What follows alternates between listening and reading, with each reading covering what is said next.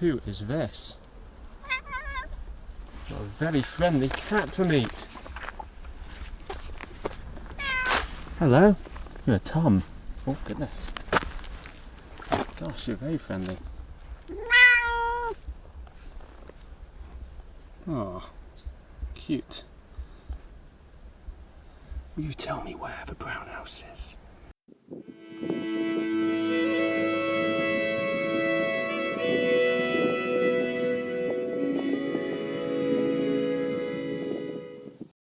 So, we're just explaining our route, aren't we?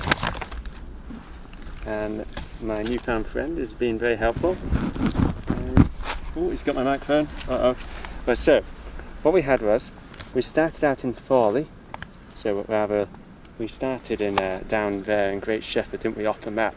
We walked up to here. Now we're at Fawley, Mary Green. Now we are up here. So as you can see, it's quite a long way to walk. So in the book, Jude walked up from Mary Green all the way up to the Ridgeway here, and that's kind of where, up on the top of the hill, where he saw his view of Oxford. So somewhere up here, you've got to have the brown house up here. So I reckon the best viewpoint probably will be Sexbury Camp, and if we see any brown barns there, then that's probably it.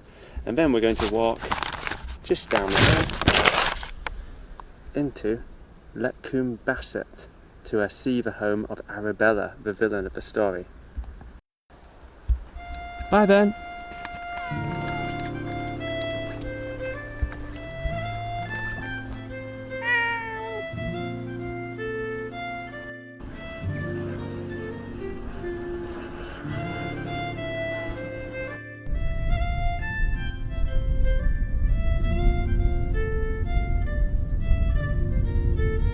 So the Ridgeway, of course, is a really ancient trackway that runs past pretty much most of the really ancient Neolithic, the Bronze Age, the Iron Age monuments, and we're linked to all the very important places back in the prehistoric. And then, of course, it was used a lot in Anglo-Saxon times as well. And so, of course, Sexbury Camp being a big Bronze Age, you know, almost early as Neolithic perhaps, enclosure. Of course it has to be on the Ridgeway, so it's connected. So here we go, here's its embankments.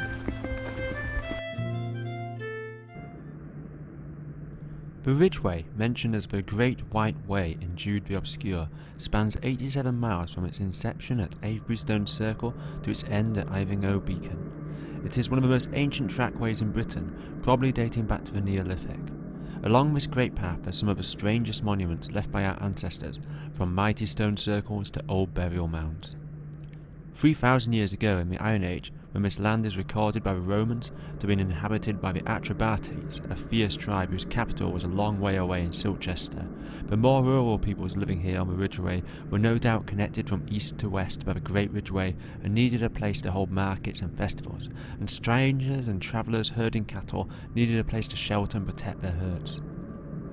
It is believed that Sexbury Camp was built on the Ridgeway, a great defensive enclosure with huge ditches and dykes to be used as a meeting place and place of refuge for Iron Age peoples.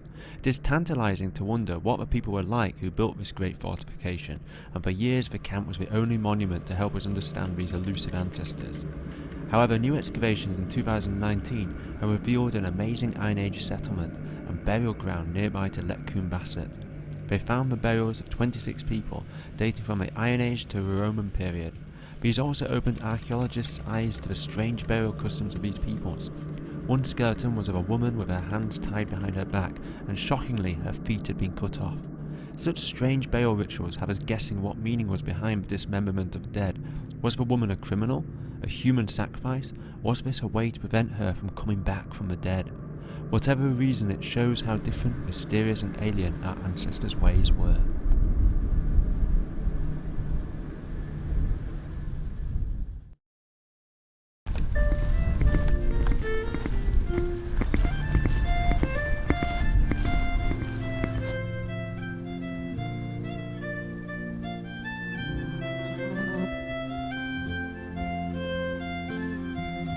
It's actually quite impressive. It reminds me of Banbury Rings in Dorset, kind of like a big enclosure rather than a hill fort, a a great big kind of enclosed area. And you have to imagine that almost 3,000 years ago this was the home of hundreds of Iron Age families who probably would have farmed the lower levels and then come up here to defend themselves in times of need in the various conflicts that were around in the Iron Age and into the beginning of the Roman period. So yeah, and it's got a disquiet solitude about it, which is quite impressive, and you can see why Hardy wanted to base his novel around this sort of kind of atmospheric area of the country.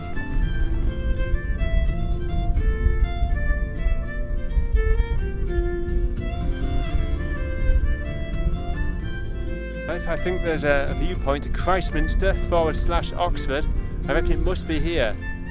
I'm going to get my binoculars out.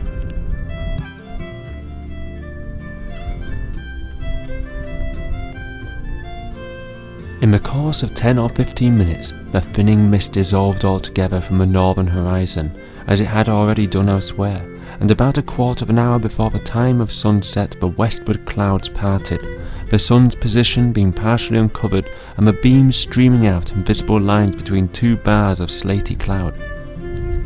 The boy immediately looked back in the old direction. Some way within the limits of a stretch of landscape, points of light like topaz gleamed. The air increased in transparency with a lapse of minutes, till the topaz points showed themselves to be the vanes, windows, wet roof slates, and other shining spots upon the spires, domes, freestone work, and varied outlines that were faintly revealed.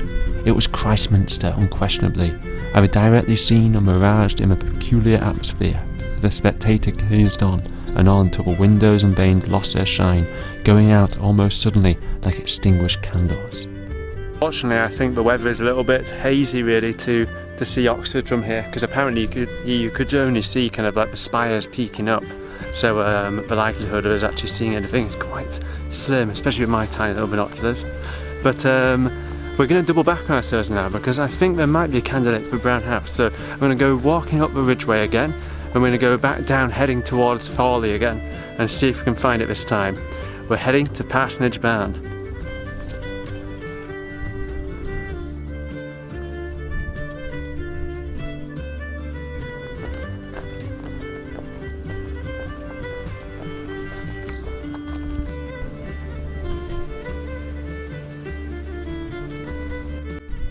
So this is the new plan. So as you can see, we were at Segbury Camp, and now I've just walked up the Ridgeway and I've got to this restricted byway here. I'm going to walk down and have a look at this barn here, because this is on quite a high elevation, and so if Thomas Hardy was going to choose a barn for Jude to stop at on his way from Farley, then that surely should be it. And it's supposed to be, he was supposed to find the barn at around one of these intersections on the Ridgeway. So let's have a look at it and see.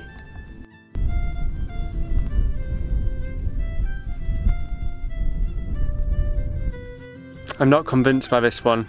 Parsonage Hill Barn is a great big corrugated wreck. So I don't think it is the barn that Thomas Hardy wrote about. But it is possible that there may have been a barn here earlier on in Victorian times and it's been replaced by this, who knows. But what we're going to do is, there is another barn nearby, and so we're going to carry on walking up the track, round and circle up and see if there's another barn which is also on quite a high elevation. That could be a good candidate. And after all, if Jude did come up to this hill, come up to this barn, we're in quite a hollow here actually as well, so he wouldn't be able to see Oxford from here.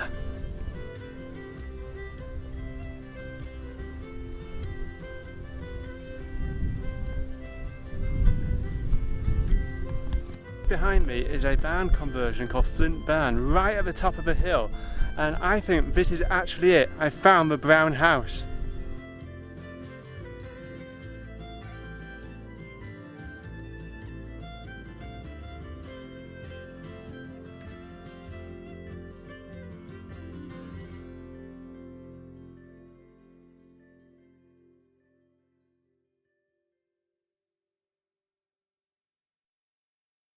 Many apologies, but I'm running out of battery now and I haven't got a spare, so on to Letcombe Bassett to see Arabella's house. I hope you enjoy the rest of the footage. Bye. The boy had never before strayed so far north as this from a nestling hamlet in which he had been deposited by a carrier from a railway station southward. One dark evening, some few months earlier, until now he had had no suspicion that such a wide, flat, low-lying country lay so near at hand, under the very verge of his upland world. The whole northern semicircle between east and west, to a distance of 40 or 50 miles, spread itself before him, a bluer, moister atmosphere evidently than that he breathed up here. Not far from the road stood a weather-beaten old barn of reddish-grey brick and tile. It was known as the Brown House by the people of the locality. He was about to pass it when he perceived a ladder against the eaves, and the reflection that the higher he got, the further he could see, led Jude to stand and regard it.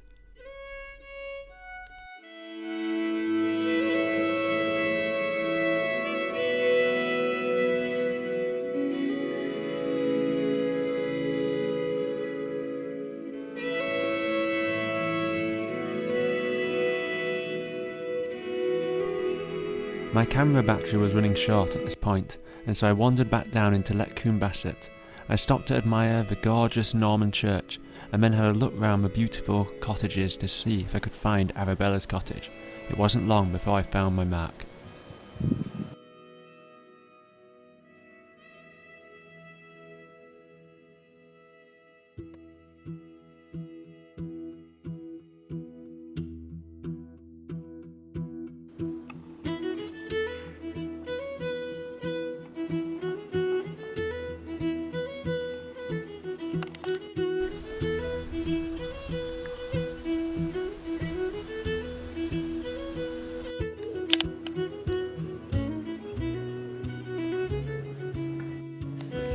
So here's Arabella's cottage.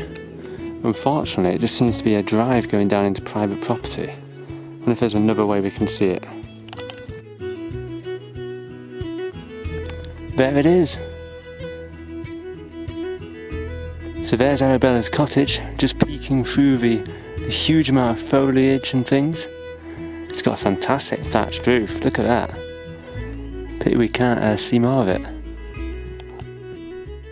On a sudden, something smacked him sharply in the ear, and he became aware that a soft, cold substance had been flung at him and had fallen at his feet. A glance told him what it was, a piece of flesh, the characteristic part of a barrow pig which the countrymen used for greasing their boots, as it was useless for any other purpose.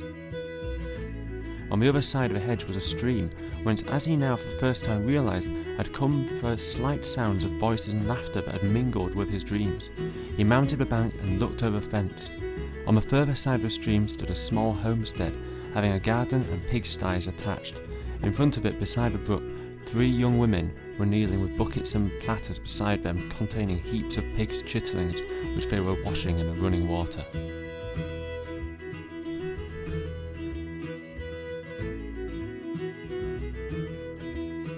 So I had accomplished my mission. I found all 3 locations from Jude the Obscure. I really hope you enjoyed this video all about finding these interesting places around the Berkshire Downs. But now there's one last place I need to show you, what was inside the church at the beginning of the first video.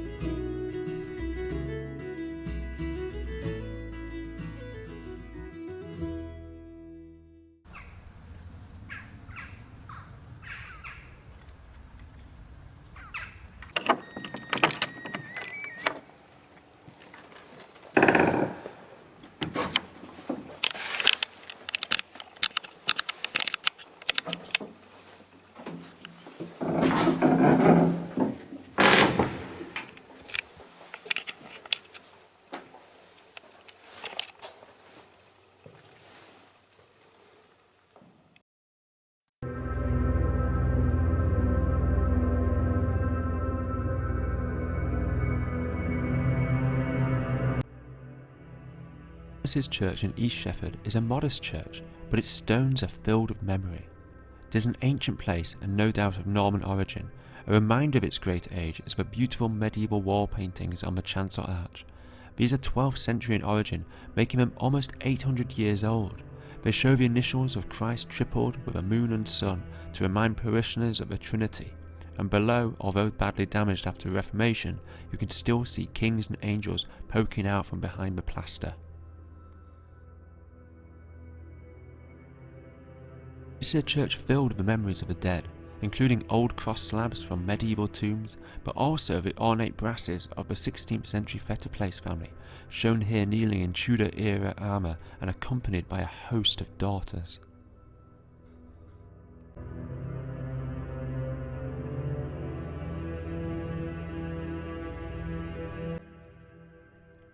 But pass through into the chancel and you'll see what I came to find.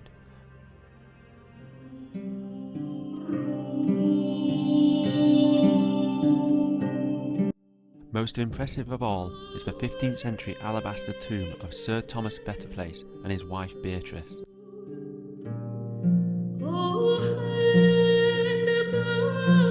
This stunning work of craftsmanship is thought to have been carved by Thomas Prentice and Robert Sutton of a prestigious Derbyshire school of alabaster sculpture. It depicts Sir Thomas in full plate armour of the time of King Henry VI, reflecting the chivalric ideals of knighthood. He is shown wearing a closed bassinet and gorget with an orlay going round his forehead. He has articulated gauntlets, vambraces, pollens and sabatons.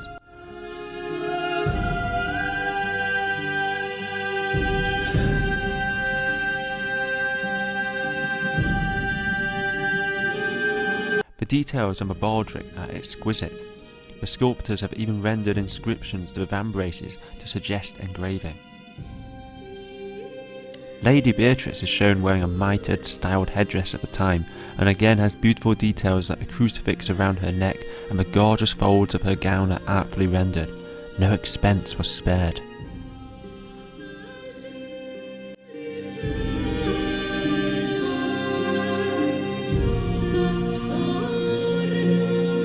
Sir Thomas was the son of a rising family in Berkshire and Oxfordshire. He was a knight of the Shire and was obviously successful as he was appointed in different years the Sheriff of Berkshire and Commissioner of Array of the same county. His marriage to Beatrice was no doubt incredibly prestigious. She was twice widowed, firstly of Thomas Arundel, Earl of Surrey, then Gilbert Talbot, two very important noblemen in the English court with connections to the royal family, showing just how important she must have been considered. It was her pedigree which made her match with the Shire knight Thomas Fettiplace of such romantic interest, for she was none other than a descendant of the Sousas, the royal family of Portugal. Although it is not certain, some claim that she was even the illegitimate daughter of King John I of Portugal himself, and it is easy to get carried away with the idea that in this small corner of Berkshire a Portuguese princess lies here. This was such a prestigious match, and no doubt the Fettiplace's fortunes prospered to eventually fund this grand memorial. It is said that Beatrice died on Christmas Day in 1442, and Sir Thomas followed soon after in 1447. The tomb carved by the finest of alabaster sculptors was possibly commissioned by their son John, a prosperous draper of the City of London. One of the finest alabaster tombs in England, fit to be in a cathedral, but to be found in a little corner of the English countryside.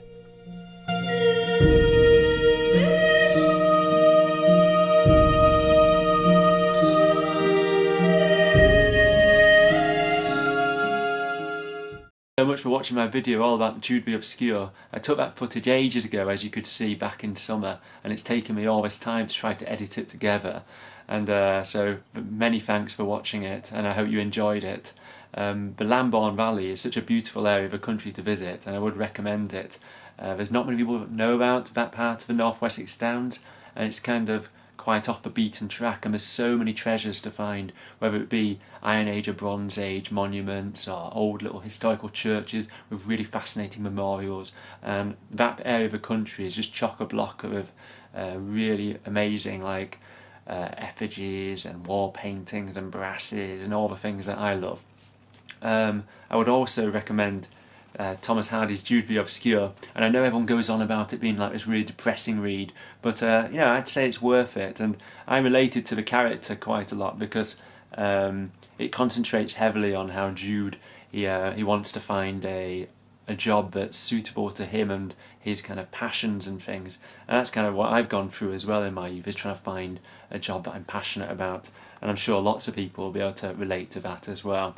And I'm sure some people can relate to the whole marriage things as well. And so yeah, it's one of those books that's a little bit gloomy and moody and depressing and hard-hitting, but it's interesting because I reckon that it's more semi-autobiographical than Thomas Hardy let on, and I think that he's moaning about a lot of his life complaints in this one. So yes, I'd say it's worth it, and it certainly captures the beauty of the North Wessex countryside. So yeah, thank you so much for watching my video. I have got lots more to come with some guest stars as well, and so do watch out for those, and I'll see you all soon. Thanks and bye.